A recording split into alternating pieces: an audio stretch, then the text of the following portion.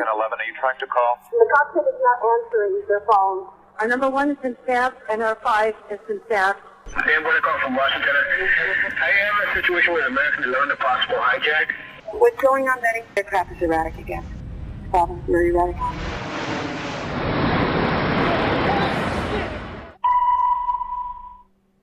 Betty, talk to me.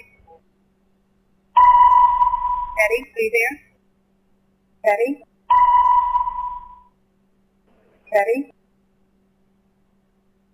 The plane just What? The 737? What? Like the World Trade Who are you talking to? Oh, God. Oh, my God. United 175, New York. We have some problems over here right now. We might have a hijack over here, 2 of them. Jules, this is Ryan. Lives on an airplane that's been hijacked. If things don't go well, and it's not looking good, I just want you to know I absolutely love you. I want you to do good. So happy to time. Same to my parents and everybody. And I just totally love you, and I will see you when you get there. Bye, babe.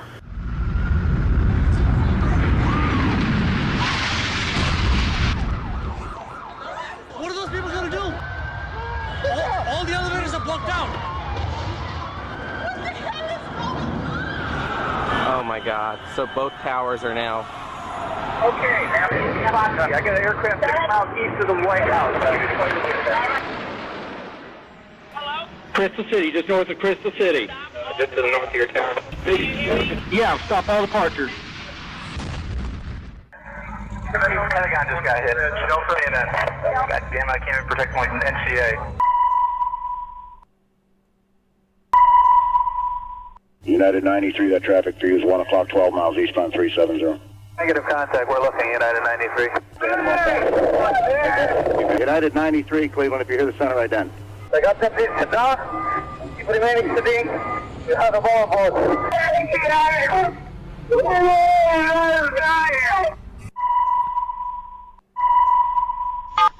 Tuesday, 9:47 a.m. Hi, baby. Baby, you have to listen to me carefully.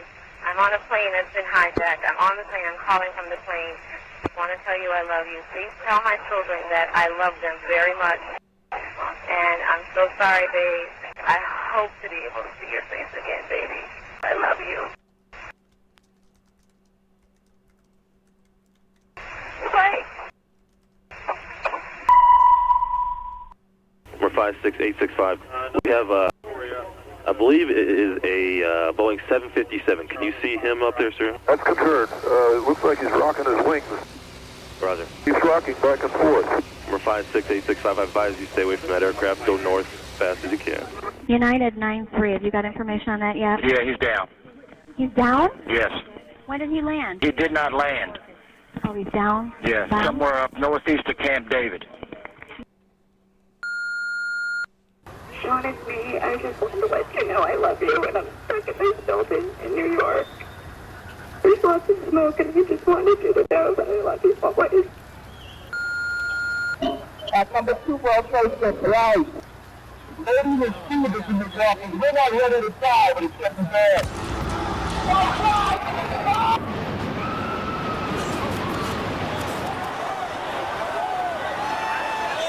I'm on the 83rd floor. I'm gonna die, aren't I? No. Say I'm gonna die. Ma'am, say your prayers. We're going to think positive because you got to help each other get off the floor. I'm Now, dying.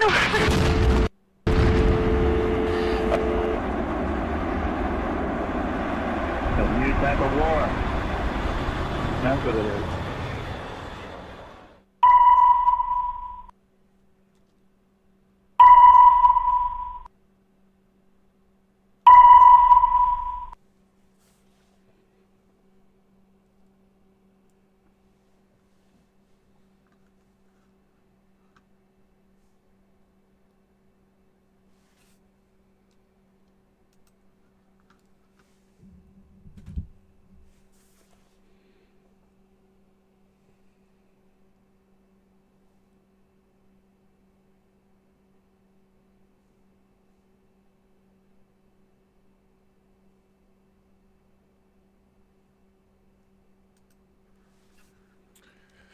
So I remember when I was driving my kids to school, well, preschool, and I had dropped them off.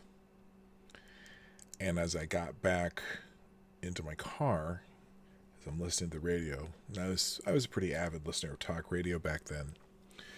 I got in the car and I heard they were talking about a plane that had flown into the World Trade Center.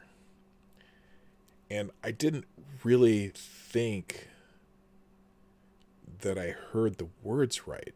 I was like, wait, what? Is this a like a bit? Is it a radio show? What is it? And I kept listening, and then, you know, they weren't even sure what type of plane it was at the time. You know, because it literally had just happened. And so when they're saying that a plane flew into the World Trade Center, well, I know that it had happened once before way in the past. I'm thinking, oh, maybe some, you know, newer pilot got lost in a prop or something like that. And it didn't, you know, then they started saying, no, it seemed like it was a passenger plane. And I'm like, well, how could that happen? That just doesn't even make sense. So I'm driving to work while I'm listening to this. And so I get to work and everyone's around there's a TV at work. And everyone's standing around it going, God, I can't believe this. You know, this, you know, plane just flew into it. And as we're watching, thank you, Duck Dog. First super chat of the day with the 343 for my brothers that made their final alarm 9/11/2001. Thanks, I appreciate that. As I got to work and everyone's standing around the TV and we're watching it, we're just like, couldn't even believe what was happening. And as we're watching it live, I think it was on NBC, live on NBC, the second plane flies into the second building. And all of us are looking at each other going, did we really see what we just saw? Is this real? We couldn't believe it. And we're just standing around going, did that just happen? And needless to say that it kind of ended our day. And so there's just one of those days where you go, we try to remember what happened and, you know, think about those who lost, who sacrificed, the heroes, the people who were trying to help people and perished trying to help people. And it just, you know, to see that video, that was from, by the way, that video is from the TSA. And they don't have comments on it, which is fine. They don't need comments for it. It doesn't really require any comments. So I'm not going to spend the whole show today talking about 9/11. But I do have one more article that I will read, and then we're going to go on to the news of the day. But for now, I'm going to play the intro. Ladies and gentlemen, coming to you live from the Lucky Dog studio in a hidden location somewhere in the upper Midwest of the United States of America, it's a brother making his own way, but with all the wrong opinions. Welcome to the Morning Night Live with your host, yours truly, PDawg Knight.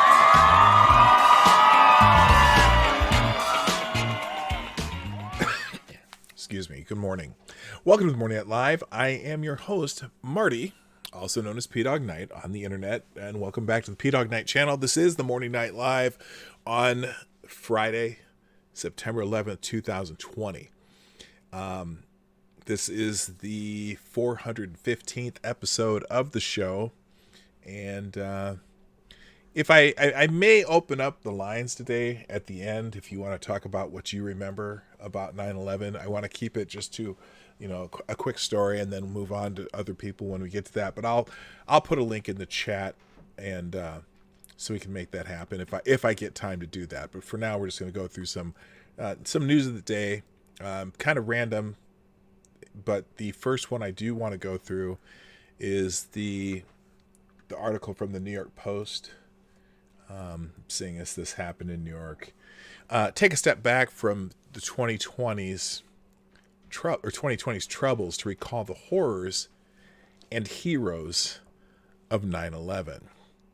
Amid a pandemic, economic woes, and a raging campaign season, as well as a nationwide and all too often violent protests, New Yorkers and all Americans should still take the time Friday to mark the 9/11 anniversary.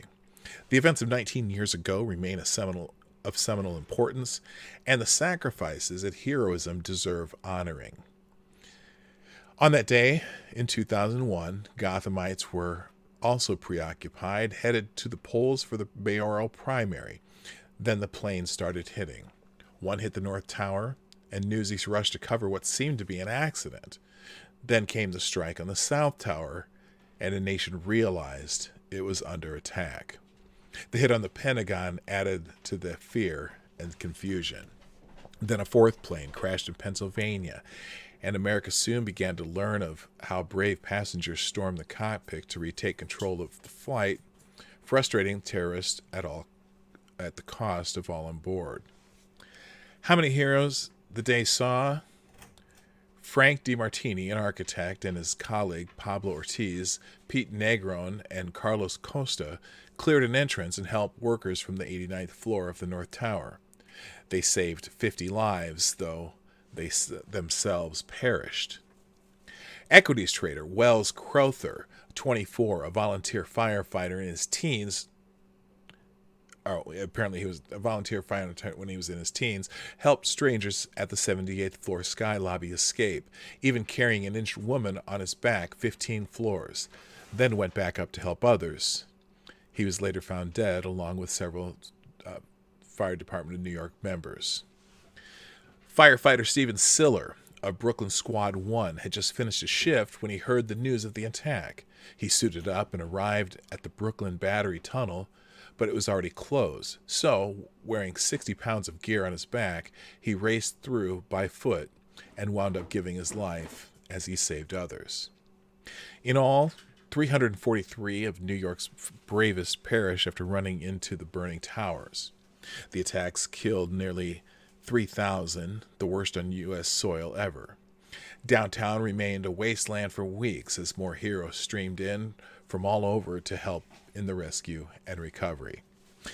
In those days, there were few Republicans and few Democrats. Instead, there were Americans. Folks came together in common purpose to console, rebuild, and defend the nation. The nation united in demands that the Taliban rulers of Afghanistan hand over Osama bin Laden and the other al-Qaeda leaders behind the attack, and stayed united as America went to war to ensure Afghanistan would host no more attacks. SEAL Team 6 eventually put paid to bin Laden at, what does that say? SEAL Team 6 eventually put paid to bin Laden as years of U.S. and allied military and intelligence work reduced the terror group to a shadow of its former self. New York rebuilt. New towers at the Ground Zero site, plus a heartbreaking memorial and museum. It's been a long time. Nearly a quarter of Americans living today hadn't been born yet. Yet, the nation should still unite, for this day at least, in memory, and in resolve to ensure the horror never repeats.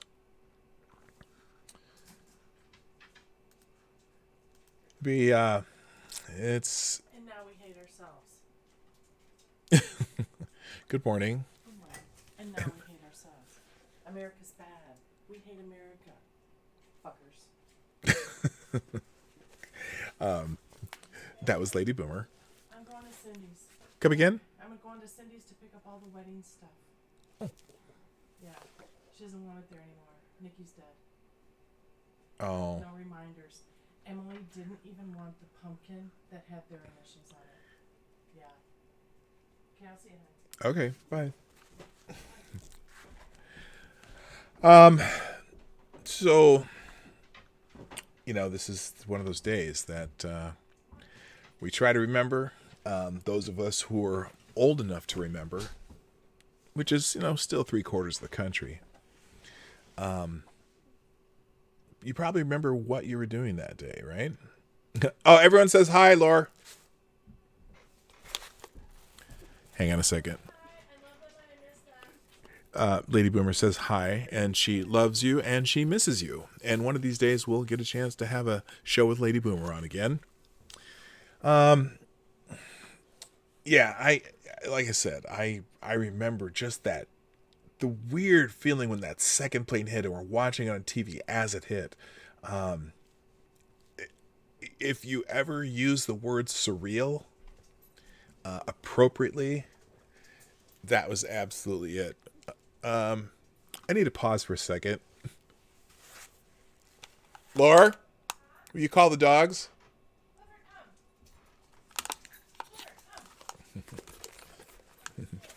All right, so this is going to be one of those days where you're going to hear noises. We have the hammering guy on my my south wall, which is the wall right there. But this will be the last day of the hammering. He says he's going to be done today. At least well, wait a minute. So it's the last day of hammering for this guy. Because that's the siding guy who's fixing the siding that the last crew screwed up when they installed the siding in our house. But starting in 2 weeks, we're going to have hammering on the roof. But that's 2 floors up because I'm in the basement. My studio's in the basement, and it's on the 2nd floor of our house. And there's going to be roofers because we had major hail damage to our roof. Anyway. All right. So anyway, it's a day that we remember. I'm sure next year in particular, the 20th anniversary, we're going to see a lot more about this.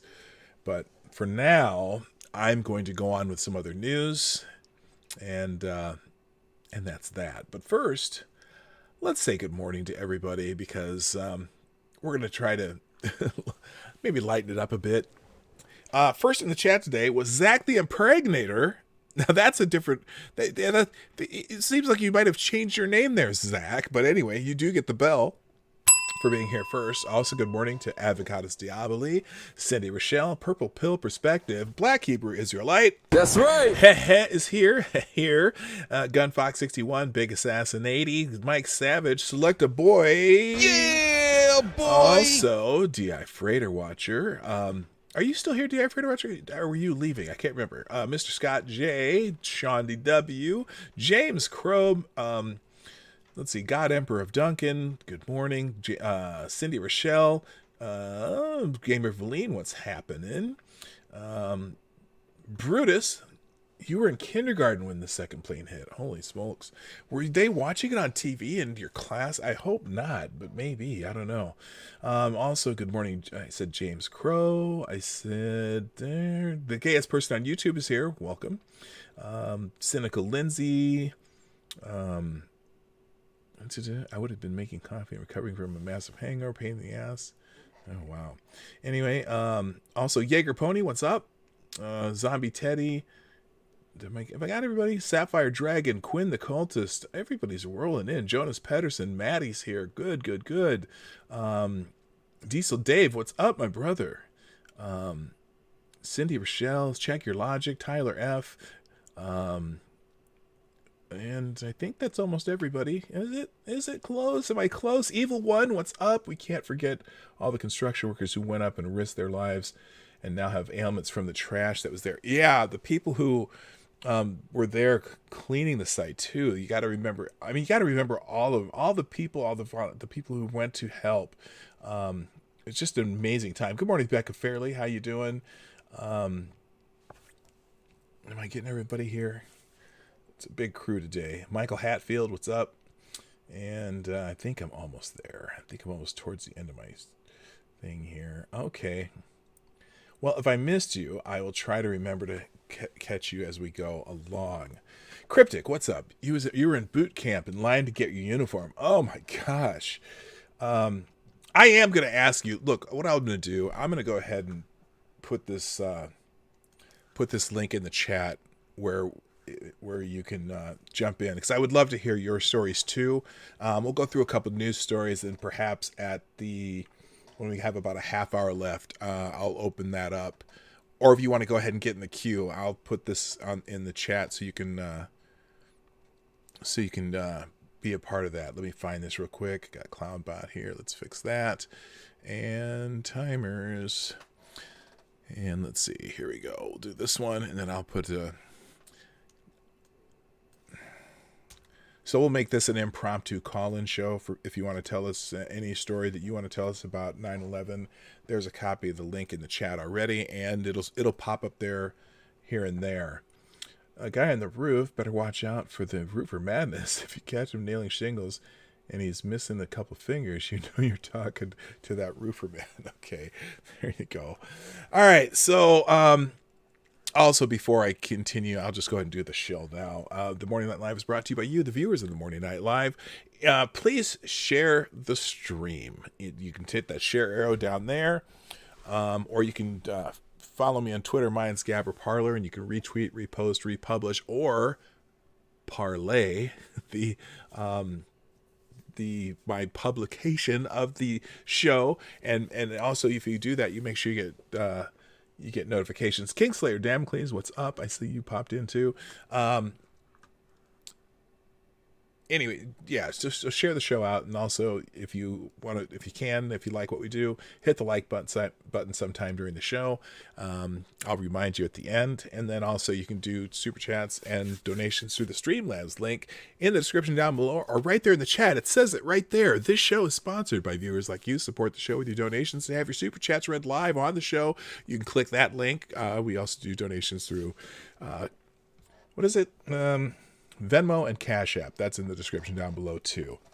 All right, we'll do a couple stories, and then we're going to open up, because I really be interested in hearing your stories today, of what you remember about 9/11/2001. Before we do that, though, I do have a couple articles. One that's so we know this is interesting, and this is going to be.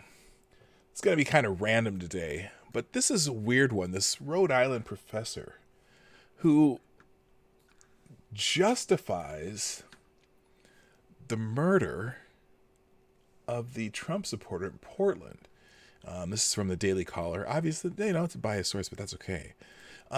University of Rhode Island professor justifies Michael Rennell. It's Rennell. I keep forgetting how to pronounce it, but it is Michael Rennell. His alleged killing of a fascist, quote unquote, in Portland. A University of Rhode Island professor has faced criticism after he justified Michael Rennell's alleged shooting of a fascist in Portland. A blog post. Eric Loomis, a history professor and director of graduate studies at the University of Rhode Island, discussed Michael Rennell's suspected shooting in a blog post published Friday, and noted that Rennell said he was afraid of the police were going to kill him before suggesting police may have been murdered by police. I don't even know what that sentence is. They need some editors. Loomis replied to a comment on the blog post that noted Rennell was suspected of killing a man. He, quote, "He killed a fascist. I see nothing wrong with it, at least from a moral perspective," Loomis replied. Tactically, that's a different story, but you could say the same thing about John Brown, Loomis said, according to the blog. Loomis was criticized for the comment and has a history of making comments against conservative, according to Fox News. In a blog post Wednesday, Loomis called campus reform fascists, referring to an article published by the conservative education news outlet about his comments and his past statements. Rennell was killed after a federal task force tried to arrest him in connection to the shooting of activist Aaron Danielson, law enforcement officials said to the New York Times. I am extremely anti-conspiracy theory, but it's not a conspiracy theory at this point in time to wonder if the cops simply murdered him. talking about right now. The police shot. The police is shot. Okay, this is the worst edited thing I've ever seen. The police is shot through with fascists from stem to stem, Loomis wrote in the Friday blog post. So that's a quote, so maybe it's his poor writing. They were openly working with fascists in Portland as they were in Kenosha, which led to dead protesters. The blog post continued. Loomis went on to cite a historian's tweet and said, "These are dark times indeed." Holy shit. Anyway, the University of Rhode Island and Loomis did not immediately respond to the Daily Caller's News Foundation's request for comment. Shocker. By the way, if you are looking to, I should probably put myself in the studio too before I invite you guys. If you want to get into the, in the line for the, to tell your story, your 9/11 story, please make sure. There we go. There, now I'm in the stream now. If you want to tell your story from 9/11, you can get in the in line for that at any time. Again, the link. Let's see. There's the link in the chat. It'll pop up there every so often. All right, moving on. Also another one. There's apparently it's kind of open season on well,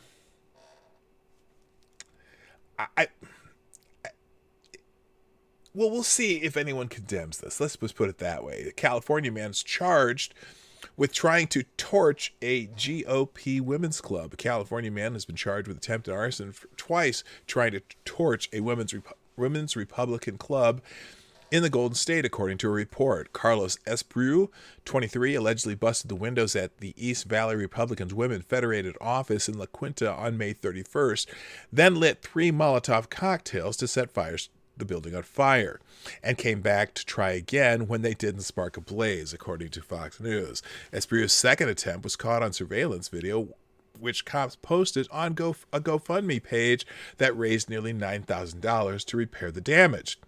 The terrorizing goes on, the page said. Their headquarters have experienced increased hostility, including multiple harassing phone calls daily, eggs thrown at the windows, and drive-by shouting accompanied by obscene gestures.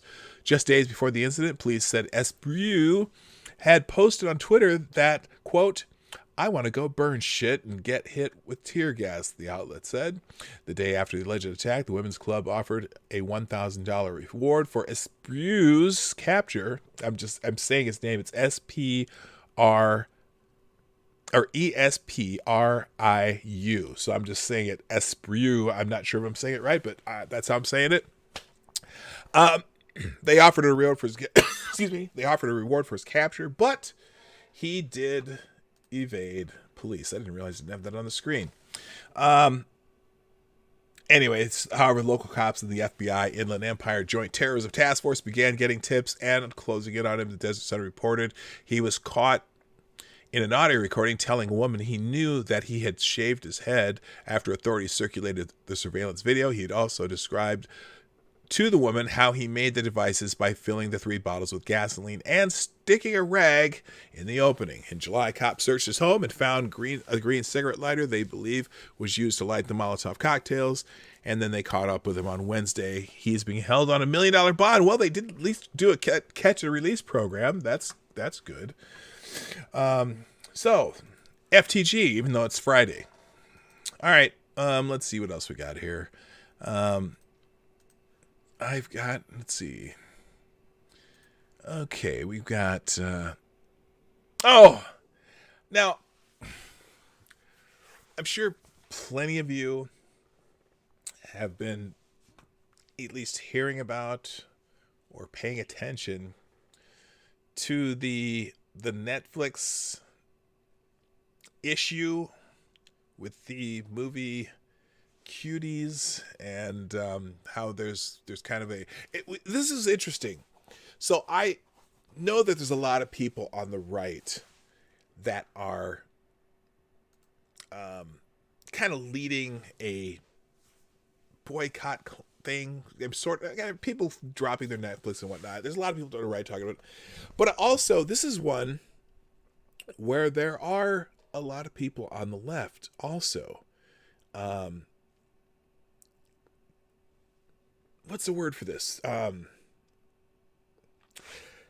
Condemning this movie. Now, there are a few that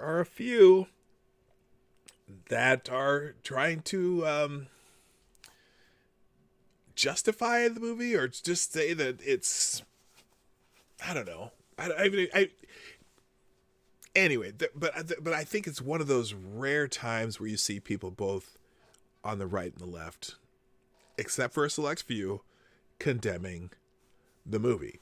Now, granted, it was made in France, where the current home of Roman Polanski, and but anyway, apparently though, and I'm just gonna read this article because I caught my eye. I'm not really gonna get into the controversy of the movie itself. I think it's crazy, and I'm not gonna watch it. I'm not interested in even watching a trailer for it. I've heard enough about it, and I'm like, fuck that shit. But this is an interesting article. The depraved exploitation of children in Netflix cuties is coming to a school near you if it hasn't already.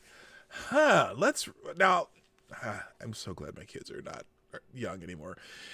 There is an online freakout today about the Netflix movie Cuties. To drive home the point about how far down the slippery slope we have gone, we have compiled some pretty shocking threads on social media.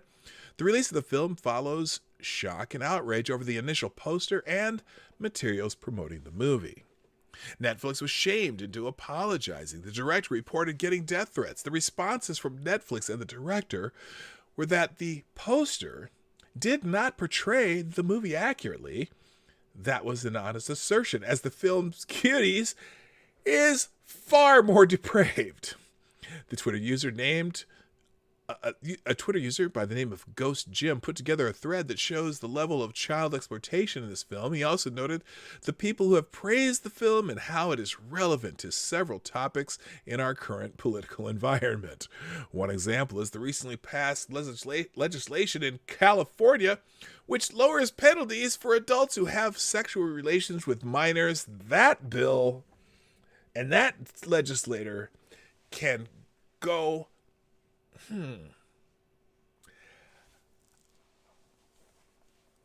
fuck himself with a pitchfork. I had to think of something appropriate for that legislator. The thread is extensive and can be viewed on Thread Reader. If you want to read that thread, I'll put it in the chat. I'm sure that it's quite entertaining. Here, I'll just copy and paste. There you go. If you want to read that thread on your own. But the video on this site does not autoplay as they do on Twitter, so you may just want to read the user's commentary. Some scenes he would not post include the following. An 11-year-old girl takes a photo of her genitals and posts it online.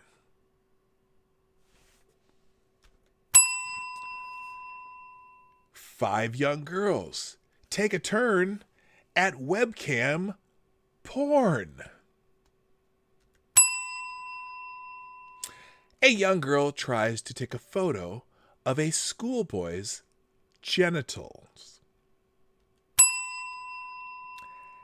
An 11-year-old girl finds a used condom. Let me repeat that. An 11-year-old girl finds a used condom and blows it up. Good morning, Michael Hatfield, Zebulon Pike, and Moonbase Radio, Katie Did Skate. Hey, welcome. You came in just at the right time. Several commentators have said that some scenes portrayed nearly full nudity among the preteen characters. I looked at the parental advisory for the film on IMDb. Here are the cautions that appear to come from viewers. 89 out of 118 found the sex and nudity prevalent as of this writing. What if I'm not doing a mistake? One of the girls is doing explicit dance with her top up. Yeah. So anyway, yeah, it's I'm just Sweet Meteor of Death 2020. Yeah, I'm almost there, Duck Dog.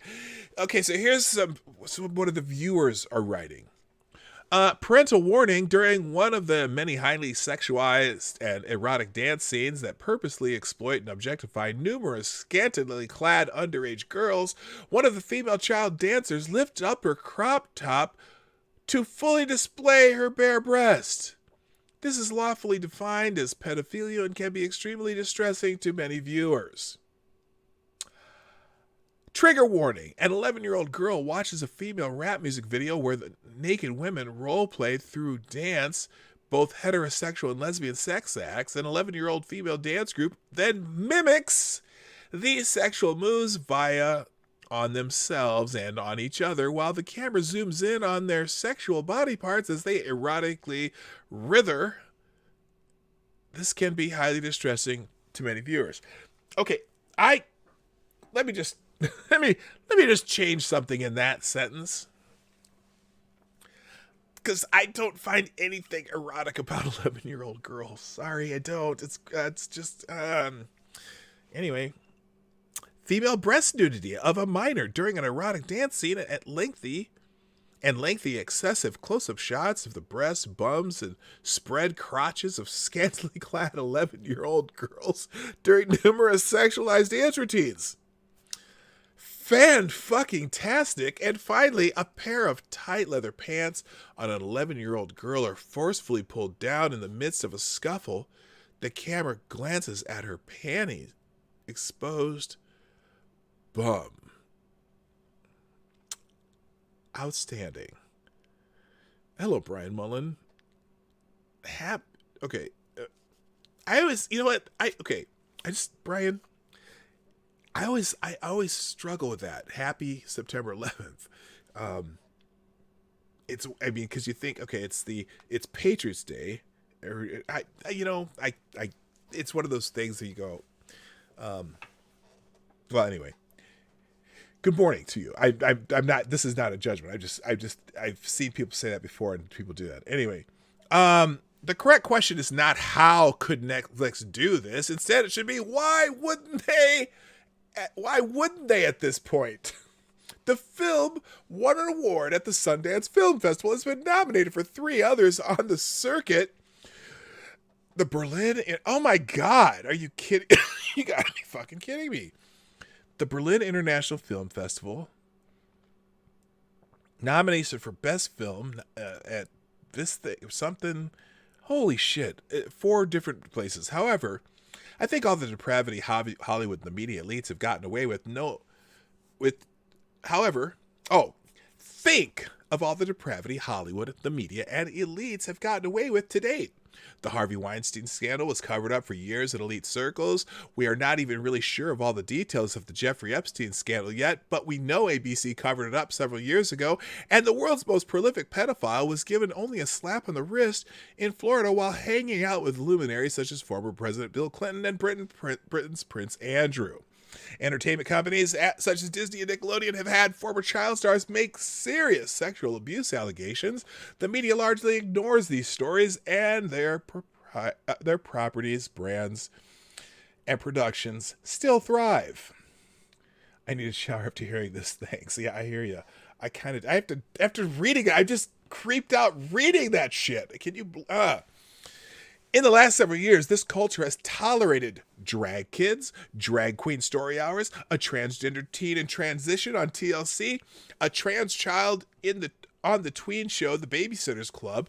This is the short list off the top of my head. While some commentators like the Daily Wire's Matt Walsh have been consistent and constant critics, the general public has largely not objected. Houston's chapter of drag... Oh, God. Even more disturbing, our medical and mental health institutions preach affirmation of gender dysphoria, which has led to the mutilation of teen girls who may be caught in a social contagion rather than having actual mental health issues. But that research was buried by Brown University when the mob came after the researcher. As a society, we have tolerated all of this and more for a couple of possible reasons. 1, People are busy. And if you're not knee deep in this every day, it gets missed. I can't believe they... 2, people may worry about the threat of being canceled for not complying with woke orthodoxy. Oh, that's probably a bigger one. And, however, our institutions, the press, have thrown enough trial balloons out there that the broadcast of cuties or something like it was only a matter of time. And a foundation to make content like this socially acceptable is being laid, no pun intended.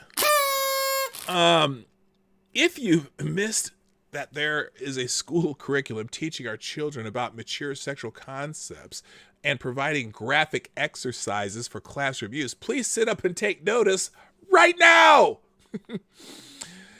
A Glenn Beck special reviewed some of this content, including the content that is going through virtual channels that direct school-age children to porn and other sexual online content. The program is a joint effort between the United Nations Listen to this.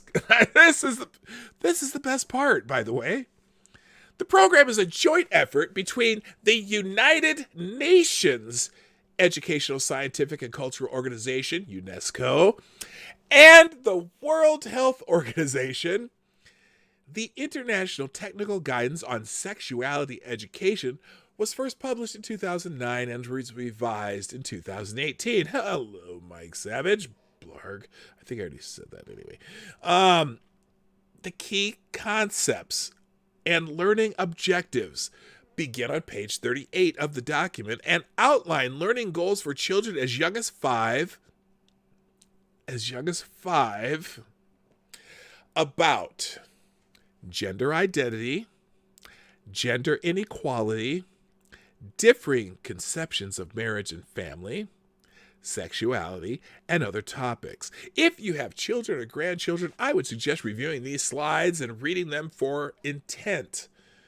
A clear objective is to create moral equivalence around all types of sexual behavior and relationships. Now, I gotta, okay, let me stop for a second.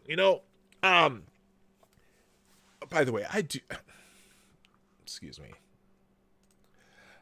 I do have my cup of reparations coffee here in the 2020 for fuck's sake cup. And this is an appropriate time to drink coffee from my for fuck's sake cup. If you want to take a sip with me, please join in now. Ah, that is good. By the way, 2020, the 2020 for fuck's sake line is available at PDawgKnight.live. Also, the Teespring link in the description down below. Now, the outline was implemented and refined in Africa. Yes, they always go and test things out in Africa because these people don't think Black Lives Matter. Fuck these people. For the 2009 relief, according to Jacob Williams, founder of Share Together, I don't know if I want to hear about your organization, a nonprofit dedicated to fighting global sex trafficking, who appeared on the special. Okay, well that's a good. Never mind. Share Together, dedicated to fighting global sex trafficking. Okay, I'm on with that. Africa is often where these organizations test new ideas and medications. It has now been implemented in 27 states in the United States. Well, I don't like the sound of that, either statewide. I don't like the fact that they test it in Africa all the time. If this is so important, test it in New York City, okay? See how the people of New York, see how the New Yorkers like this kind of bullshit first. And so because the New Yorkers will tell you straight out what's up.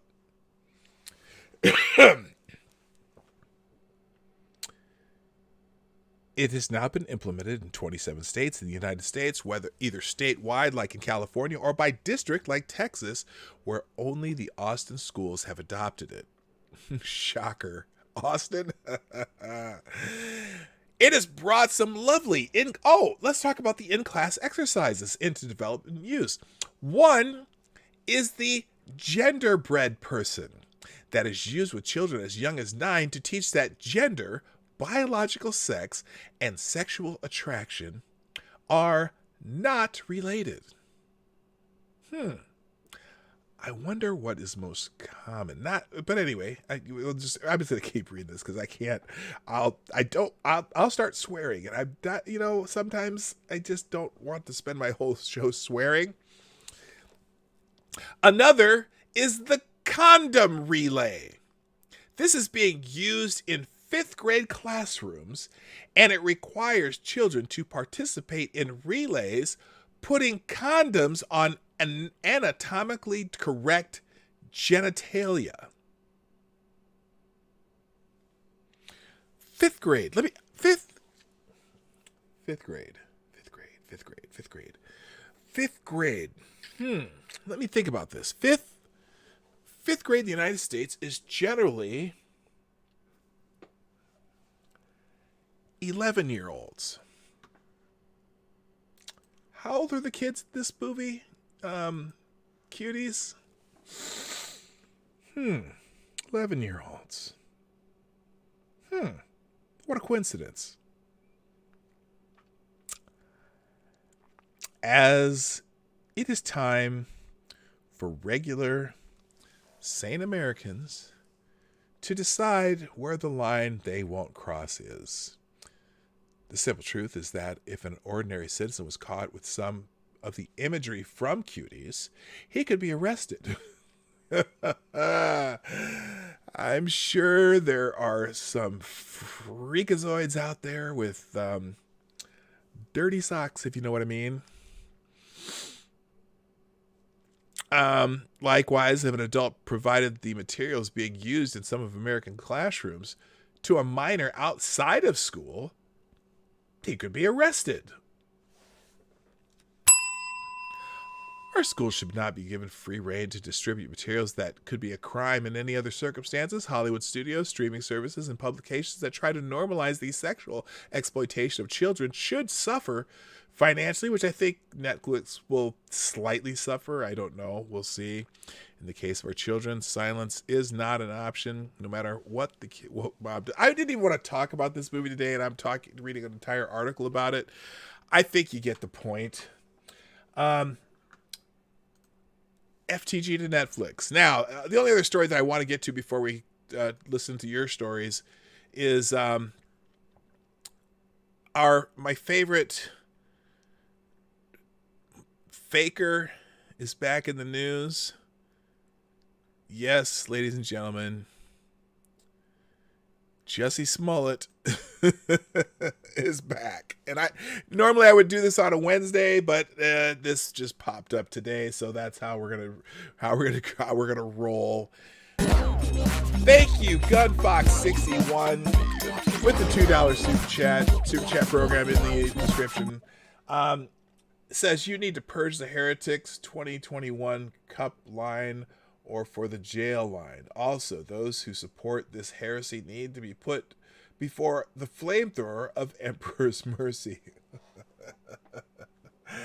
That's definitely bell-worthy. In fact, I think the crowd's about to cheer. Yes. Oh, there they are. Fan-fucking-tastic. Yeah, it's, here's the thing. I get that somewhere around 11, 12, 13, 14, in that range of ages, kids start to think about their sexuality, or at least getting curious, and you start having changes in the bodies and shit like that. And that's fine. And there should be some age-appropriate things. I don't get the whole... the whole cuties thing, though, really throws me off. I'm sorry, but again, maybe the French are just weird because it's a French movie. But and that law in California. So what they did, so apparently in California, this new law is stating that it was pertaining to gay people, but I don't think it should apply to anybody. But where they're saying that there are exceptions to statutory rape laws for people who have sex with someone as young as 14 if they're less or if they're 10 years or less older than them. So they're making it so that someone who's 24 can have sex with a 14-year-old and not have it be called statutory rape necessarily, based on what a judge's discretion. Or somebody 25, 15, 26, 16, 27, 17. And the law passed the California Senate. Now, I don't know if it's been signed into law yet by the governor, but there's currently quite the backlash regarding this new law that's being pushed through the legislature. Now, I can't remember the other law this particular legislature later came up with, but he's come up with some doozies. But anyway, Jussie Smollett is back in the news for at least for a day. He insists he was set up. Kind of like Nancy Pelosi, right? He was set up. He says he has 2 new witnesses to refute the hoax claim. Oh my God. I need another sip. Former Empire star Jussie Smollett insists in a new Instagram interview with CNN commentator Mark Lamont Hill. Okay, Mark Lamont Hill, I just lost any respect I had for you now. That he was the victim of a setup, and that he has 2 new witnesses to prove that he did not stage a racist and homophobic attack on himself in January of last year, but that he was in fact accosted by 2 white men wearing Make America Great Again hats. Oh, you motherfucker, you gotta be kidding me. Smollett told Hill in one of the first interviews he's given since a special prosecutor recharged Smollett with several counts of lying to Chicago police in the hours following the alleged attack that he is the only human being involved in the incident who has not changed his story one time. And says he believes a narrative was created to sideline his claims of discrimination and harassment. It was set up to make it seem like I was lying about something or everything, Smollett says. Oh, because your story doesn't make any sense. Jussie, hello, Moonbase Radio. I'm just sorry. This is crazy. Hello, Kiever Dam and L Wolf and everybody else is here. Smollett famously claims to have been the victim of a racist and homophobic attack that took place in the early hours of January 29, 2019, as the city was in the midst of a polar vortex that drove temperatures down to well below zero. Smollett maintains that 2 white men jumped him outside his downtown Chicago apartment, screamed slurs at him, beat him, threw a noose around his neck, doused him with an unidentified liquid that he believed to be bleach, and then took off yelling that, quote, "This is MAGA country." Apparently referring to the city of Chicago. Yes, that's all very logical. Everything about this story is completely logical and possible and absolutely not made up whatsoever.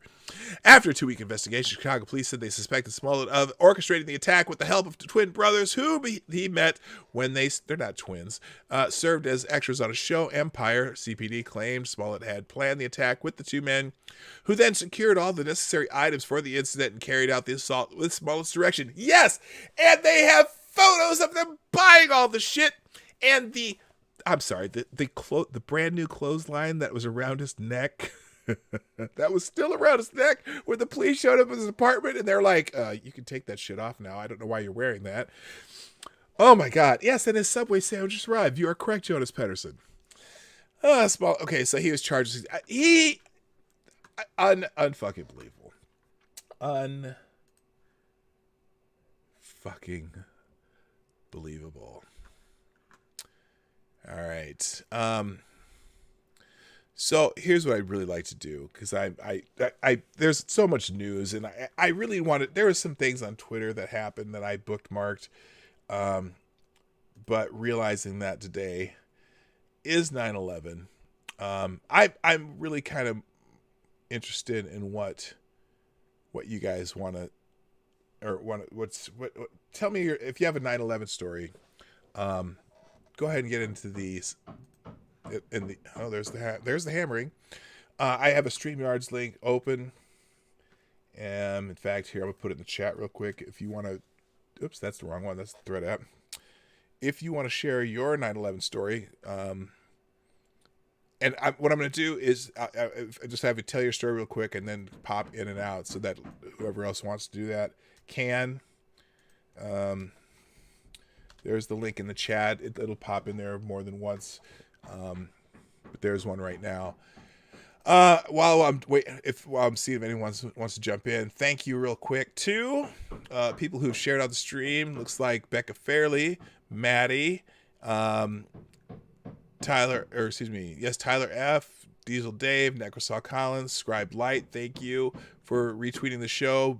Cynical Lindsay, Cindy Rochelle, I do greatly appreciate all of you for sharing the stream. That's very helpful to me.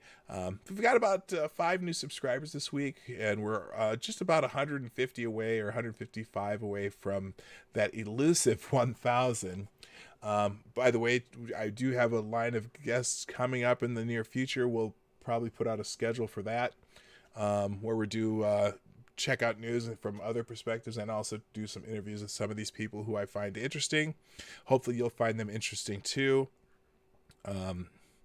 So anyway, so if you want to tell us your 9/11 story, that link in the chat will get you to where you need to go, and I'll pop you in. Make sure you have a microphone, and it helps to have headphones when you jump in. This is in my notifications. I have another one right here, though. Apparently there was a 9/11 ceremony this morning. They did not get canceled. They did this. Here they did a ceremony organized by Tunnel to Towers, which take place at Zuccotti Park.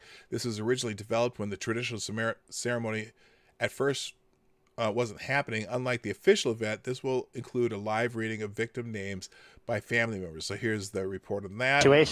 Situation, not one, but 2 9/11 ceremonies for family members. The official one on the grounds of the World Trade Center site at the 9/11 Memorial. And then this second alternative event, really just a couple blocks away. We are standing now inside the staging area. We're actually on Liberty Street, right across from Zuccotti Park, essentially across the street from the World Trade Center site. And the issue here, of course, is the live reading of the names by family members, which is not taking place at the official ceremony because of COVID concerns. So a 9/11 nonprofit, the Tunnel to Towers Foundation, stepped in and sort of took matters into its own hands. They will conduct a live reading of the names here. And the Tunnel to Towers Foundation, well-known, well-respected nonprofit founded in honor of Stephen Siller, an FDNY firefighter who died on 9/11. They are probably best known for putting on the Tunnel to Towers 5K run, a very successful fundraiser every year, which incidentally will not be taking place this year. But this event here this morning, there will be safety precautions, social distancing, masks will be required, and there will actually be a limited number of family here on site. A limited number were selected to actually conduct the reading of the names. So there will only be a couple of hundred family members here on the location listening in attendance, so there should be enough space between people where proper social distancing can be practiced. As you mentioned, Vice President Mike Pence will also be in attendance here, sort of interesting from a political standpoint. He'll be here. Former Vice President and Democratic nominee Joe Biden, meanwhile, will be across the street at the official 9/11 ceremony. And we should mention President Trump today will be in Shanksville, Pennsylvania at the Flight 93 Memorial. All right, so that's that was from the Towers. So is it Tunnel to Towers doing that? Good on them that they did that and decided to have the thing happen anyway. Thank you, Black Hebrew Israelite. That's right. Super chat, who says, I remember after 9/11, I tried to join the Marines to kill some unwiped sandcrackers. But they told me I was too gun-ho. That's right. That's right. Okay. All right. God. Oh, thank you so much, Black Hebrew is Life, for the $2 super chat. While I'm waiting on that too, I gotta fix this. Hang on a second here. I'm trying to get this so it fits the right way. Hang on a second. I moved that the wrong way. Nope. There it is. Oh my God, what the hell did I do there? All right. Well, I'll fix this when I get someone in the chat. Actually, it should be right about there. Just some other things on the feed. Pennsylvania, New York grow a lot of grapes. Just some comments on Twitter here. Saddest day in my lifetime. I take note that it was police officers and firefighters who ran into burning buildings or burning towers to save people. They never said, I'm not going in because there might be non-whites in there. This is what they do. This is who they are. And so she's saluting the first responders in New York. Here's the Twitter notification about this on their what's happening thing. The lost are remembered on the 19th anniversary of September 11 attacks. Flags are at half staff, and New York City is hosting a commemoration ceremony at 8:40 a.m. with the families of those who lost loved ones. In fact, that event is still going on live. Let's see if it is still live. Jr. Okay, yeah, this is where Brian Leader Jones, where they're reading the names of people lost on that Jones. day. And my brother, firefighter Paul Hanlon Keating. He lived in the building behind us. He was off duty. Grabbed the fireman's gear and ran into the building. We found him 5 months later on March 7th with the revolving doors next to him. He was getting people out of the building and he waited too long. But that's what firefighters do. They're heroes. That's what the military do. They're heroes. So God bless America. So it makes the people there listening, and as different people come up and read names, we'll listen to one more. Christopher D. Jones, Donald T. Jones II, Donald W. Jones, Linda Jones, Andrew Mary S. Jones, Andrew Brian Jordan Sr., Robert Thomas Jordan, Albert Gunnis Joseph, Ingeborg Joseph, Carl Henry Joseph, Stephen Joseph, Jane Eileen Josiah, Anthony Jovic, Angel L. Warby Jr., Karen Sue Juday, Michael F. Judge, Paul William Jergens. All right, so I'm gonna mute this for now and just go through some of the things down below. Talik, meanwhile, this gets mocked by narcissists who make a hashtag to one-up people with a false equivalency. Yeah, oh God, there are some just straight knuckleheads on the Twitter machine. You know how that goes. Real quick, I'm gonna go ahead and I'm gonna pop in WR Cost in here. Hang on a second. I'm going to add you in. Let me figure this out so I get your... It's going to take a second here to get the thing right. Good morning. How you doing, man? Hey there, PDawg. How are you doing? I'm fantastic. I'm trying to get this so that I can put this on the screen. Give me 1 second here. As soon as I figure this out. What the hell did I go there? Oh, come on. I'm fixing this. Hang on. Okay, my hat looks better than my hair, so. Oh, no, worry not. Worry not. For some reason. Oh, there we go. Okay, here we go. This, and we'll make this a little smaller, and we'll make sure we can see you here.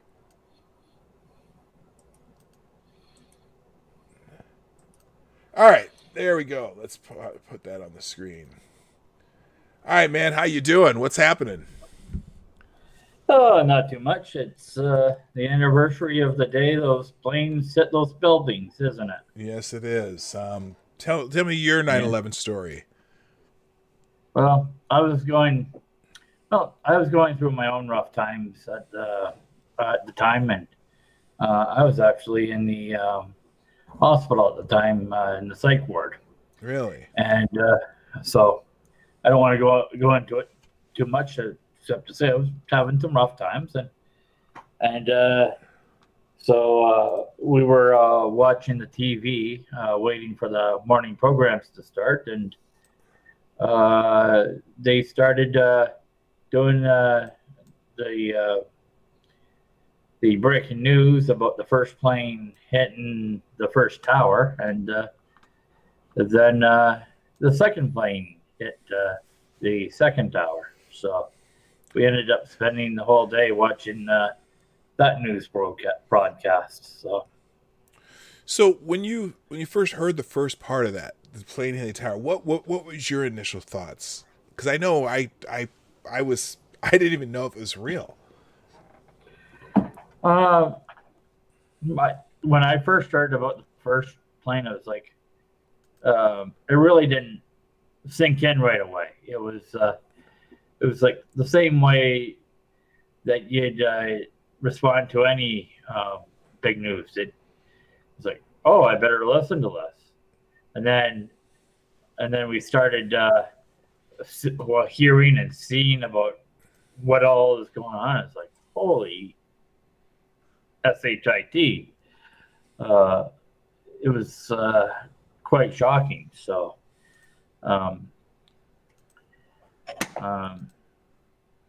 you know, the initial response for me wasn't too bad. It was when things started to sink in and become real that it really hit me.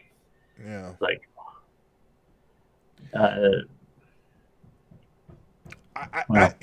was the same way. The first plane hit, I'm listening to it on the radio, so I'm not seeing this, right? Yeah. And when I get to the office, everyone's standing around the TV, and then we're watching as the second plane hits, and that's when I'm like, oh, this is much, much bigger than just an accident. That made it clear that it was just an accident. And then they reported on Washington, and then they reported on the plane that went down in Pennsylvania. Just insanity. I couldn't believe it. So yeah, no. Go ahead. Then I think it hit me again in the aftermath when they started shutting down all the airspace, and I'm actually proud of how I heard some of the Canadian cities were taken, and I live in Canada, so this was particularly notable for me. I was hearing about how all these Canadian cities were taking in all these diverted flights, and so it really started over time. Things really started to sink in. Just multiple beats, really. The initial wasn't too much, but yeah. So was it wall-to-wall coverage where you were too? Then you'd say you're in Canada at the time, right? Yeah. Yeah. I mean, I'm in southern Ontario, so New York isn't. There's an international border between us, but New York isn't really that far from me. Sure. So it is kind of real to know that something so devastating was happening so close to you. Mm-hmm. Yeah. You know? Well, I appreciate you coming on, man. Hey, I also appreciate you've been around a while. You've been watching or being in and out of the streams almost close to the beginning, at least for a year, I know. And so I just want to thank you for being a regular viewer. Oh, I want to thank you for putting on a good show. Before I leave, I just decided point out you got two different stream links, StreamYard links, in your chat. Oh, do I? Yeah, like one is to an old stream that is is ended, and then the other is to this one. Okay. Unfortunately, I can't tell you which one I used, but well, I figured it out, so I'll fix that right now. All right. So thank you for having me on and let me share my story. So yeah, no problem, man. I greatly appreciate it. So the one that thank you again. Take it easy, man. So the one that I just put in the chat. I'm gonna head out. Say what? Oh, I got it. I'll take care of it. Go ahead. Just try. All right, there we go. The one I just put in the chat is the correct link. I apologize. In fact, I'll put it in again. And I'll fix that one on the other page that I probably should have fixed earlier. So anyway. In fact, there it is. So back to, let's see, where was I at here? I'm sorry, guys. I was back on the sport tab. Oh, good morning. By the way, good morning, Atheist Icon, Kyra Alexander. There's a name up here that I hadn't seen before. Ercole DiStefano. Thank you. How you doing? Like this is no bluff. I don't know what that means, but good morning. By the way, and Talik, how you doing, man? Nice to see you here. So let's see. I'm just going to go back into just what's on Twitter regarding 9/11 while we're waiting. If anyone else wants to tell their story, please feel free to come pop on. Let's see here. We got, on this sacred day, we honor the innocent lives lost and recognize the courage of those who made the ultimate sacrifice to save others 19 years ago. Watch the 19th anniversary of 9/11 commemoration ceremony at 911memorial.org live, so you can watch it live using that link. Here, the U.S. Navy in Japan flies the flag at half staff to mark 9/11. I'm trying to play the video here, but I'm having a little challenge. I'm going to close the dashboard. Maybe that'll help. So this is as they're raising the flag.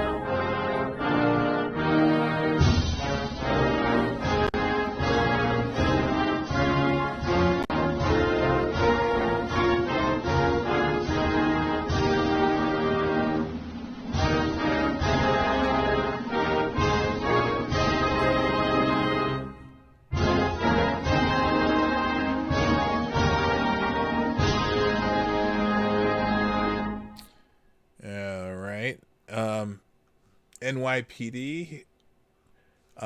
James Colley, I'll have you on in just a moment. NYPD News says, on this night 19 years ago, thousands of Americans kissed their loved ones goodnight for the last time, including 23 New York Police Department officers, 343 New York firefighters, and 37 PANY New Jersey officers. The 9/11 tribute in light serves as a reminder of the lost lives in that tragic day. All right, let me bring James Colley into the stream. Good morning. How are you? Fairly good, sir. And you? I am just fine. What's happening? Let me tell us your 9/11 story.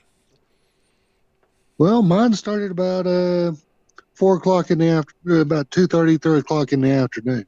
Yeah.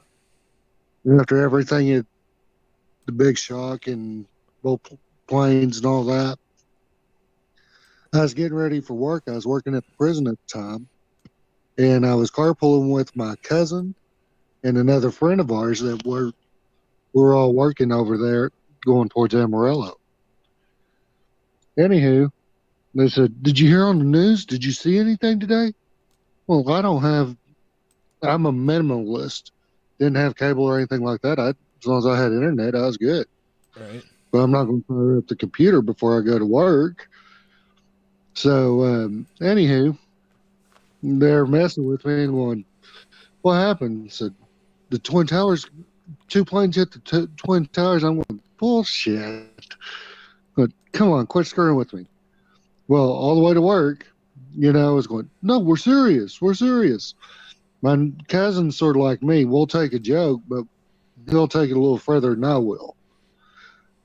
finally we started coming up on the prison flags at half staff. Oh, even before you got there. Yeah. Oh my! Oh, because this was later in the day. You hadn't heard about it. Yeah, so I worked overnight, Okay. and I'd woken up in the afternoon. By the time we got to the prison, both flags were at half staff, the state flag and the federal flag. Everybody's somber. Everybody's quiet. It was one of the quietest days you could ever hear in a prison. Huh. As we're going through, I'm going, what's going on? You know? And we get to turnout, and I find out my cousin and my friend wasn't joking. So by then, had they they told all the prisoners too? I mean, everyone was quiet. Everybody, you could hear. You know, I worked back in MHR. Okay. With inmates that were thrown off had 2 or 3 different diagnoses, heavily medicated, could go off at any time. You could hear a pin drop. And the rules of the day were it didn't matter who it was, what their level was. They spoke out against what happened at 9/11. Anyone that had any good thing to say about the towers falling, about any kind of American life, being happy about it, their ass was going on a restriction. Really? No ifs, ands, or buts about it. So, y'all, they were going to in other words, everyone shut the fuck up and know your role. Exactly. Rule number 4 was into play. And rule number 4 in a Texas prison is, above all else, your ass is going to mind. Okay. In that day, yeah, it was just one of those. I was 21 years old, and I'm going, whoa, this is heavy. Huh. Yeah, that's pretty much the story. It wasn't until about 8 years later when me and my ex-wife went to the state capitol. We still saw police on the street that had their gas mask with them. Wow. I mean, you could still see construction going on at the Pentagon at that time. And, you know, you hear about it initially, but then you go to our nation's capital and you see what had actually occurred and how serious the police are there. I got to talk to one of the cops, and he says, yeah, we still carry our mask. I said, wow, nothing's ever going to be the same again. He says, nope. He says, and we take it very serious here. So, yeah, that's pretty much my whole thing. All right, man. Well, thank you so much for coming on and telling your story. Anything else you want to add before we pop out? Keep doing what you're doing, man. You're awesome. All right. Well, thank you so much. I greatly, greatly appreciate that. And you have a good day, man. Thanks a lot. You too. Take care. All right, man. Thanks now. So anyway, if anyone wants to tell us if you have a unique story or something you want to tell about what was happening with you on that day, the link is in the chat. I just popped it in there again. But I'll go back to Twitter for now. So this is a tweet by Ben Tracy, who is with, let's see who he's with. He's a White House correspondent for CBS. Moment of silence on 9/11. Never forget. And of course, the jackasses are in the tweet or following this up, who says, this is all the White House is doing? Why am I so not surprised? Rest in peace to all souls lost on 9/11 and thereafter due to complications from inhalation and other injuries. Okay, let's make this political. Even just a moment of silence, they can't not. Here's something I wanted to say. here's something that because I was reading something about someone was, I don't know if it was on Twitter or something, that's talking about how Trump has been dividing the country ever since he's been in office. He wants to divide and conquer. He's always fomenting hate and division. But then I go on here, and even on a tweet about a moment of silence on 9/11, and you see nothing but people bitching about Trump. And it always makes me think. And I again, I say it all the time. I'm not a Trump person, but I'm certainly not anti-Trump, and I'm probably I pretty much decided I'm going to vote for him because I don't like the alternatives right now. And but I go to myself, whenever I see this shit about Trump is always stoking hate and division, well, who stokes more hate and division? Donald Trump or the people who hate Donald Trump? Who are the people in the streets right now? And I'm not talking about necessarily the Black Lives Matter protesters, the ones who are actually out there protesting about police brutality or whatever they're protesting about. But the ones who are out there just because they hate Trump, are they fomenting hate and division? The ones who go punch the guy who shot the Trump supporter in the street. Did Trump stoke hate and division, or did that guy who shot the guy in the MAGA hat or whatever he was wearing? Who's the most hateful?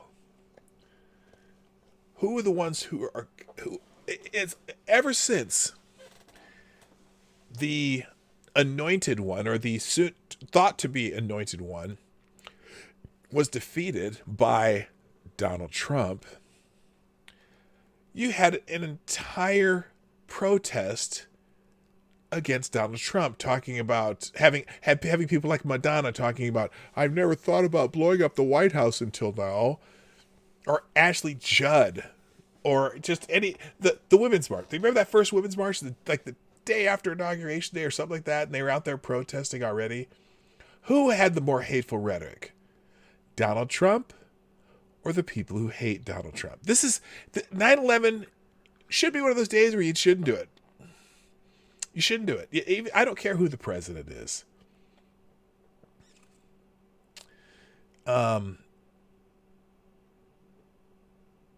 Was Trump hiding in his bathroom bunker during the moment of silence?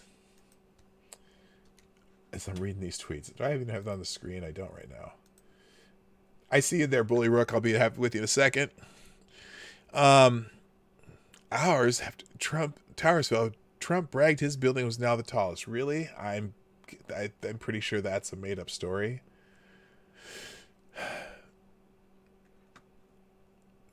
Maybe they need to return the funds the Treasury Department has siphoned off for their health care. Now, there are some here that are... Oh, yeah, and then on the other hand, feds are stiffing Fire Department New York 9/11 health programs out of millions. Are they? If they are, then find a way to fix that. Gives Trump an opportunity to brag once again that he had the tallest building in New York City after the attack. He can also brag about the COVID body count while he's at it. Great. That's appropriate on the moment of silence tweet. Anyway, let me bring in Bully Rook. I'm not sure. Are you new here, Bully Rook? I have not seen that name before. No. I'm not new. I just use a different name in on the internet. Oh, okay. Well, welcome. Tell us your 9/11 story. Well, I saw the first plane hit the main tower, and we didn't know what was happening at the time. We thought it was probably just an accident. And so I went on the bus and got to my class, and I was in officer training at the time. Officer training for what? So, like pre-enlistment officer training, so ROTC. Oh, kind of like the Regional Training Corps. Okay, okay, yeah. I was in one when I was in college, a PLC course. Okay, I got you. Okay. Yeah. So we were all suited up and lined up for inspection, and standing information. They told us this when the plane hit the Pentagon. Mm-hmm. They told us what was happening. They wheeled in one of the little TVs that they use for like training or whatever. And we started watching, and they told us, if this goes out, we're going to have to ship out. Oh, really? And yeah. This was it was intense at the time. Yeah. Yeah, well, I never actually got to serve over an injury, but it happens. So you're in a place where you're around people who may have to be a part of something even greater. What was the mood? It was just unreal. Not a person made a sound. You could just hear it. But I could see we could see our CO trying to keep as much as composure as he could. Yeah. But we were all just gobsmacked.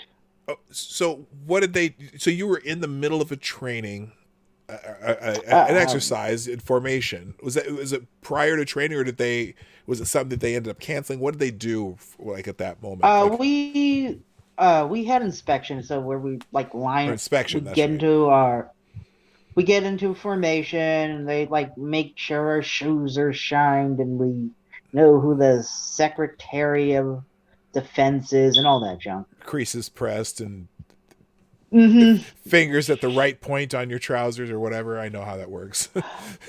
Yeah. Yeah. Still can't shine shoes to this day. Still cannot?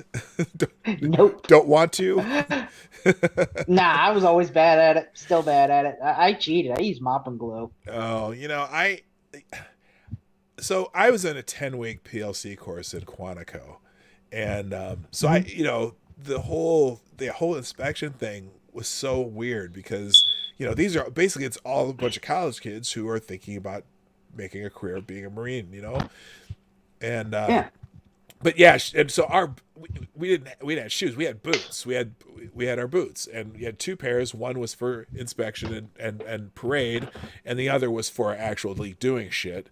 But they both had to be shined. And so shining those boots that you're out kicking in the dirt in Quantico and doing 3-mile humps or 6-mile humps or a 3-mile run in your boots, those boots got so crusty. Those were expected to be just as shiny as your parade boots. It was I hated shining them. And you had such limited time to do any of that shit. It's not like they give you an hour of free time every day. But no, you still got to do your regular classwork, right?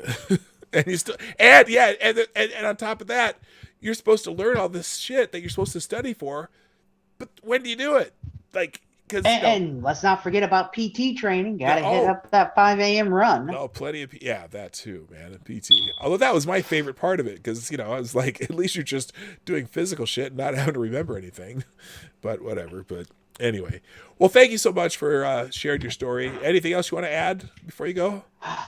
Oh no, thank you. Okay, cool. Well, thanks for hopping on. I greatly appreciate it, and thank you for being a viewer of the show too. I appreciate that. So, have a great day. You too, sir. Alrighty. All right. So, the link if you want to tell your 9/11 stories in the chat, you can jump on if you have a microphone handy. So now here's another scene on Twitter. This is let's see, it looks like the members of Congress hold a moment of silence.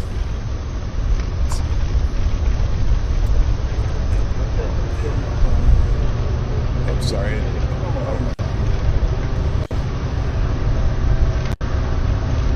It's interesting. Members of Congress, I'm trying to see what members are there. I see Nancy Pelosi there in the middle. Is this strictly Democrats? Can anyone tell? If you recognize anybody besides Nancy Pelosi? Or these staffers. I don't recognize too many of these.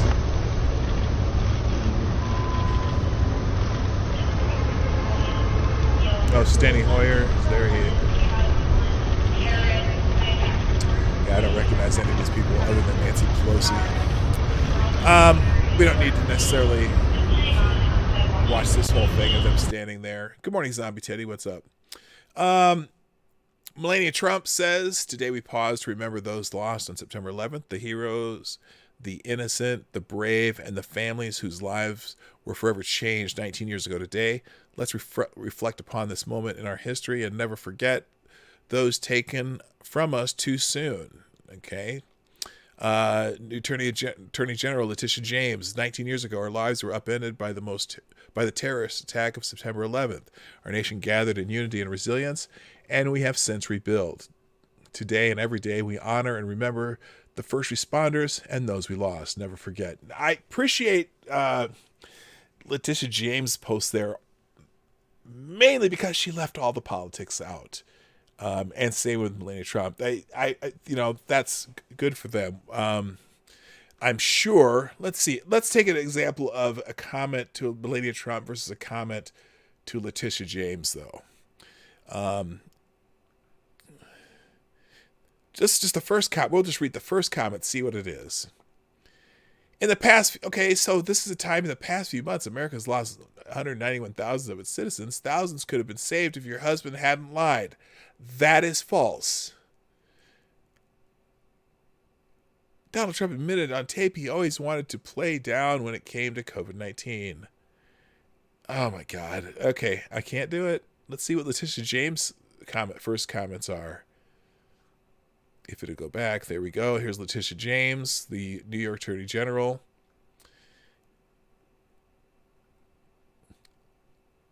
See what I'm saying, though? Who has more hate and who displays more hate? Okay, the very first one on Letitia James, too. Today, our lives are being upended by Trump's criminal negligence of 2020. Okay, but at least the rest of it's not, whatever. Fuck these people, I'm saying. All right, let's finish up on, let's see if we can just see what's going on in the news. Is there anything in the news besides the, oh, I do have one more person, Gamer Valine. Gamer Valine's here, so let me go ahead and get Gamer Valine in here. Good morning, my friend. How are you? Good, how are you? I'm fantastic. Tell us your 9/11 story. It was definitely odd because I was in 8th grade. I was going to say, you're being pretty young then. Yeah, I was 13.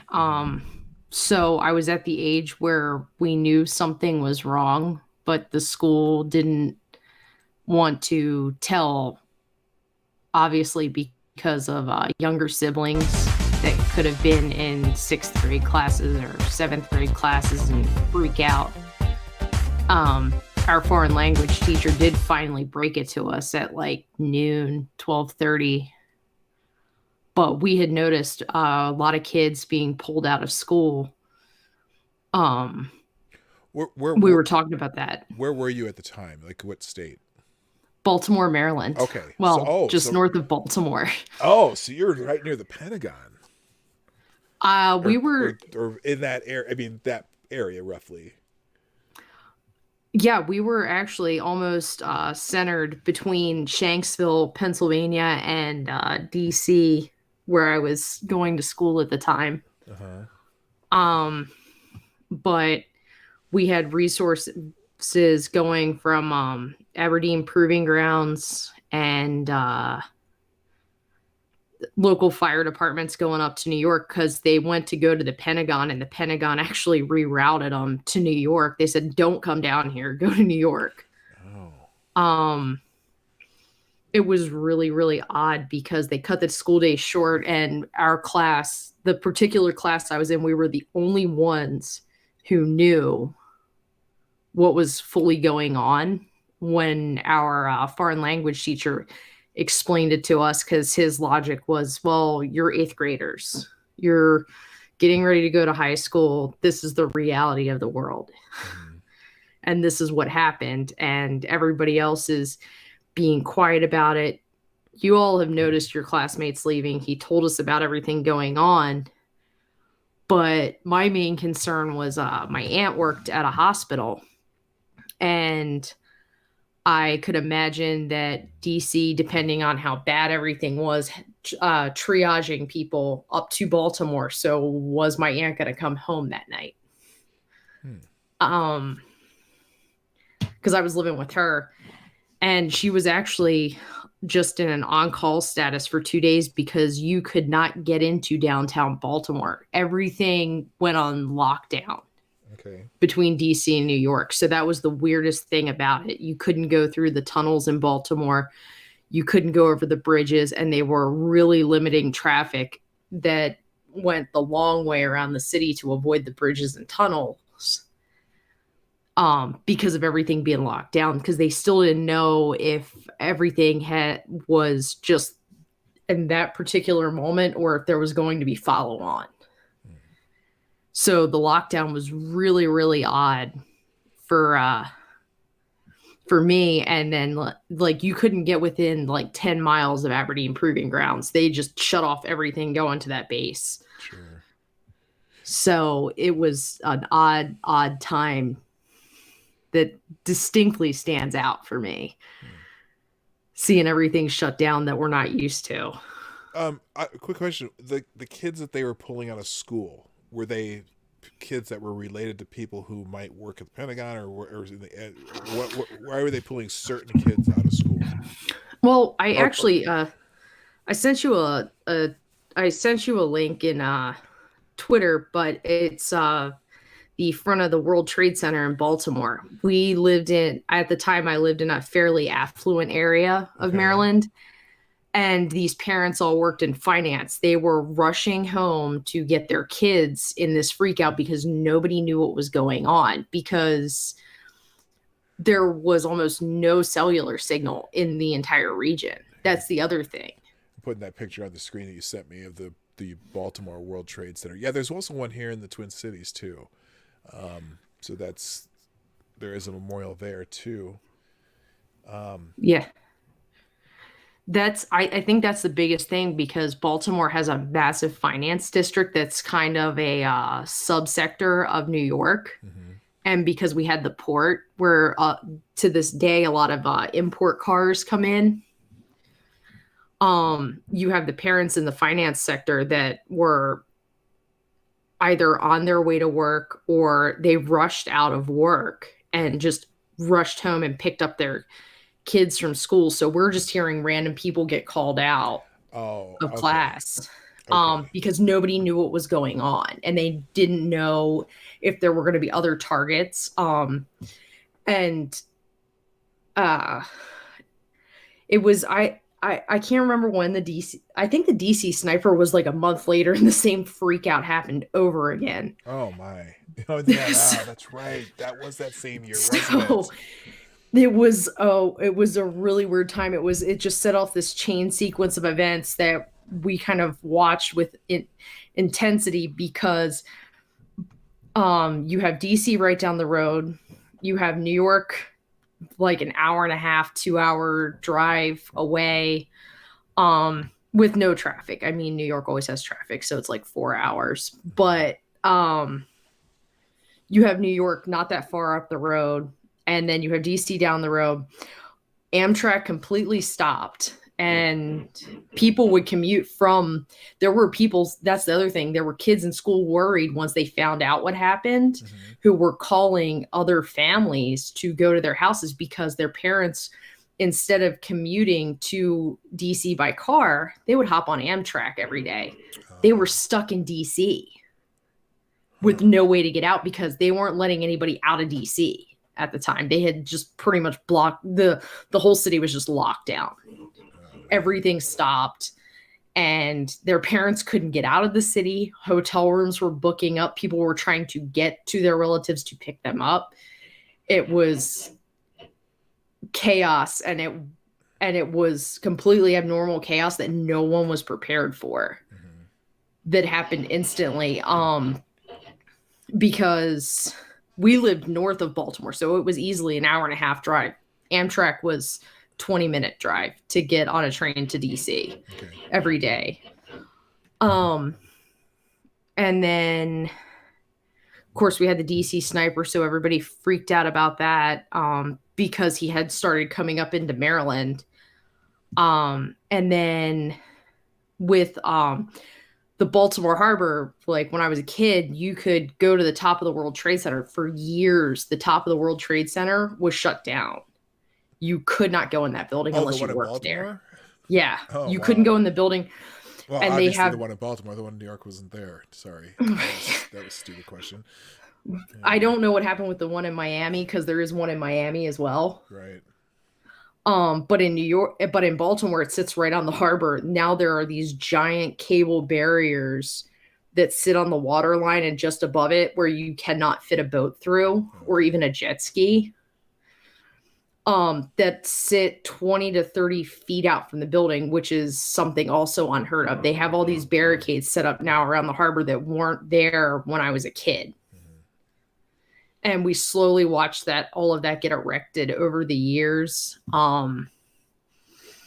Baltimore was a pilot program. BWI Airport was a pilot for a lot of the security protocols, along with Dulles, and LaGuardia and JFK in New York. Right. And we actually had to delay a school trip to Philadelphia because that's how much everything shut down. We were supposed to go the following week to Philadelphia, and we had to delay it. And it was actually up in the air still. That our Gettysburg trip that year, those were all up in the air. It was just insanity to watch because none of us had ever seen field trips get delayed. Right. Or anything I like suppose that. you're that area of the country. There's all kinds of historical field trips you'd be taking that would get canceled. Holy smokes. Yeah. So we watched everything change within 4 hours of it happening. Right. So yeah, it was odd. And Baltimore, and that's the other thing, Baltimore going on a lockdown, nobody thought about it, but there were whole sections of Baltimore closed off because there are actually federal buildings there too. Yeah. And so everybody's like, wait, what do I do now? How do we get Nobody knew what do we do? Nobody was prepared for any of this. Yeah. Well. So, but that's it. It's still like that up there. People are still a bit on edge when I go home. They definitely have a lot more barriers around Aberdeen proving grounds, and that's a massive base. It's huge because it was a test range too. And there's so many barriers up, and like Fort Meade, it is almost impossible that if you have like the most minor infraction to even get on Fort Meade because of what they have there. Mm-hmm. Like I know friends who are building contractors and they've had to fire people because they're like, you can't even get onto Fort Meade. Well, I even see that there's a postal tech service building here, like the U.S. Postal Service, and sometimes I have to go there to deliver stuff, and it's like you have to go through a gated system, and then they have all these barriers in front of the building, so you can't park anything in front of it, the bomb or anything. But yeah, so all the federal buildings still have security based on what happened, 19 years ago. It's pretty amazing. But hey, I gotta call it a day. But I appreciate you so much telling your story. And any last thing you want to say? DC has relaxed a little bit on that. Has it? You're not blocked off about a mile out from the mall anymore. You can drive pretty close to it. So, but yeah, that's it. That's all I've got. It was just really weird to have it be a normal sunny September morning and then go to school and everybody's sitting there. What is going on right now? And is my mom going to be home? Right. So. All right. Well, thank you again. And I appreciate you being a supporter of the show too. So we'll talk to you again soon. Mm-hmm. All righty. Have a good one. All right. Thanks. All right. Bye. So, you guys, that's it for today. I got to call it a day. Thanks, James Colley, while we were on that call for the $5 super chat. Just saying thanks again. And thank you again, James, for coming on. And all of you who watch the show, I appreciate you coming here on the daily. A lot of you, or when you can, or when you're people who watch in the background or watch after the fact. I appreciate everybody there. And, you know, just take a thought, take that moment of silence wherever you are, and hopefully you all have a great day. Also, it's Friday, so have a great weekend too. As you know, before you go, before you make that click though, hit the like button. Hit the like button, that thumbs up down there. We're here Monday to Friday, 10 o'clock Eastern, 9 o'clock Central, 1500 GMT for people around the world who don't use American time zones. And before you go, like I said, hit the like button. And if you want to do donations or super chats today or in the future, you can do that in the Streamlabs link in the description down below. It's called the PDawgKnight.live. Also Venmo and Cashapp. We do donations through there too. But that's all I got today, people. It's time for me to go. My name is PDawgKnight, and I'm out of here. Bye-bye. Hey, this is PDawgKnight, and thank you for watching today on the PDawg Knight channel. Venmo, if you have an observation or remark you'd like to make about this video or my channel, I absolutely welcome you to write it in the comment section down below. I really look forward to hearing from you. And before you go, if you like what you saw but you're not already subscribed, please make sure you hit the subscribe button and definitely click that bell that pops up afterward so you'll be notified when I post new videos or when they go live. I broadcast my live show, The Morning Night Live, Monday through Friday at 10 a.m. Eastern, 9 o'clock Central. A special thank you to all supporters of this channel who share our videos on social media and who make donations through the Streamlabs link, which is also in the description down below. Thanks again, and until next time, I'm PDawgKnight, and I'm out of here.